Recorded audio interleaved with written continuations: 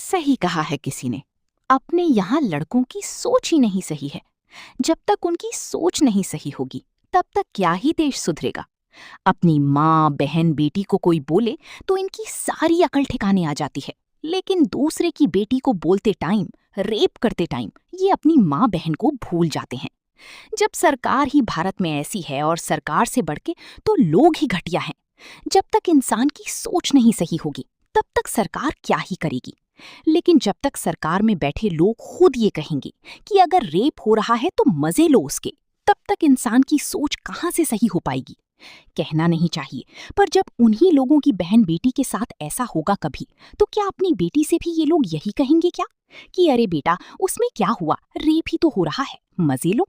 और जजेस भारत के कहते हैं कि रेपिस्ट के लिए उम्र कैद थोड़ी होती है।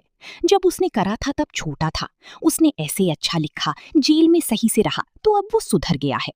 जब उनकी बच्चियों के साथ होगा, तब भी क्या ये जज यही फैसला देंगे कि मेरी बेटी के साथ रेप हुआ, पर 12 साल की सजा बहुत है रेपिस्ट के लिए। सरकार जो बहुत कुछ सही कर सकती है, अरे पुलिस भी कब तक काम करे अपना। जब सजा ही नहीं मिलती रेपिस्ट को तो पुलिस क्या करे, वो भी तो किसी के अंडर ही काम कर रही है। सरकार में बैठे लोगों के बच्चे ये कर रहे हैं और मोदी जी को इतना बेटी बचाओ बेटी पढ़ाओ करते हैं।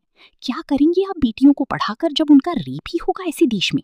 बेटी को पढ़ाने से पहले बेटी को बचाने के लिए तो कुछ करिए।